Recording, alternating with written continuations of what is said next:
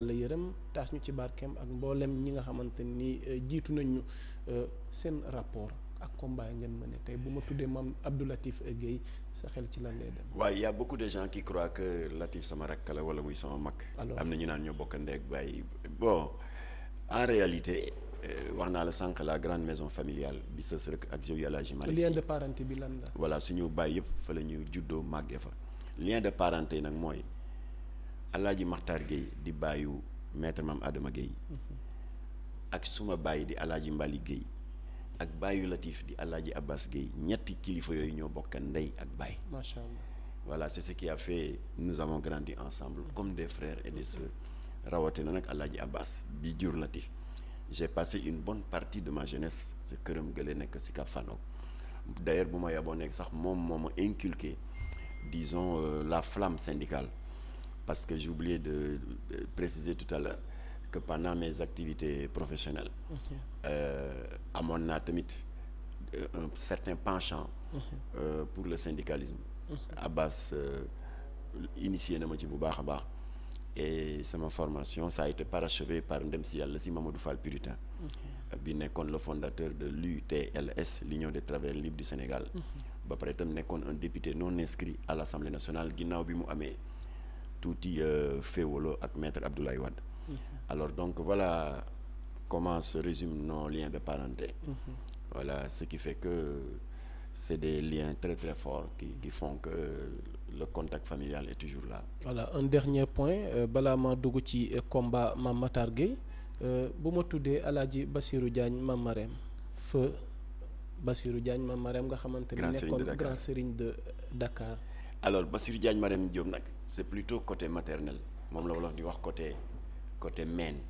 parce que ñoom Abdou Latif ak Maître Adama côté geño la c'est-à-dire lien de parenté du côté paternel Bassirou Diagne nag si côté meen la parce qu'en fait suma yaay Fat Diagne Marème Diop moo nàmp jox Bassirou Diagne Marème Diop mu nàmp ñoom ñaar ñoo bokk ndey ak baay. macha allah voilà moo tax nag j'ai beaucoup tiré profit de son expérience immense parce que Bassirou Diagne moom itamit d'ailleurs j'ai fait une émission spéciale ak sa naataango Xaatim Samb bu 2S def nañ ci émission ci ay jaar-jaaram j'étais très attaché à lui bu daan voyager ñooy ànd xam nga nag lébu yi dañu am à cet égard la même tradition que nos parents sérères c'est-à-dire nijaay matrimonial mooy dominé mu ngoog jarbaat bi moo koy gën a jege que son propre fils bi mu jur ñun loolu fii lañ ko fekk alors moom tamit loolu la doon jëfee bien que am na ay doom yoo xam ne ñoo ma dàq jàng et tout ça waaye moom bu doon bëgg ko rédiger la moindre petite correspondance sax day jël téléphone Maxtaar foo ne ma ne ko maa ngi bërëb sam bu ne kaay ma daal di ñëw mu dicté ma daal di ko bindal voilà on était très liés moo tax nag évidemment après son départ bi nga xamee ni y a les deux rivalités entre ces deux grands serigne man naturellement je ne pouvais pas faire d'autre choix que de me ranger du côté de son fils aîné Papa Ibrahima Diagne qui est l'actuel continuateur des œuvres de El Hadji Bassirou Diagne grand serigne de Dakar. mbaa indiwul tension sa diggante ak Abdoulaye Makhtar. non Abdoulaye Makhtar. comment la collectivité lébu vie maanaam tey jii nii. ñu miinoon benn grand serigne fédéré tey collectivité lébu bi mais dañuy gis léegi ñaari faction ñoom ñoo am. waaw mais loolu dafa yàgg ci collectivité bi lébu ben parce que xam nga pour jox la benn exemple en 1931 il y avait le gouverneur du Sénégal ñi di ko wax Gaston Doumergue à l'époque moom dafa amoon action bu mu def ak grand serigne bi fi nekkoon di Alpha Diol ba kooku am lu mu ko cédé ay portions de terre très importantes mais sans concertation à la base mooy fii ñuy wax bu ñuul moo tàmbalee palais de la République romba hôpital principal romba ambassade Grande-Bretagne ba Cap Manuel ak fii ñuy wax tund mu ngi dépaler Société Générale bu avenue de la République bu avenue Léopold Sédar Senghor romb place de l'Indépendance ba Faidherbe voilà mu bradé ko en quelque sorte maa ngi juum di wax Gaston Doumergue c'était Guy Camille gouverneur ba à l'époque pour une contrepartie dérisoire alors mu daal di créer tension collectivité la bi xar ñett alors Elimane Diol diriger tendance am samp drapeau am ne mooy grand serigne il était contesté par comment dirais-je Doudou Diop Moussé di le père d'Abdoulaye Diop Makhtar, lui-même contesté par son propre neveu di Ibrahima Diop.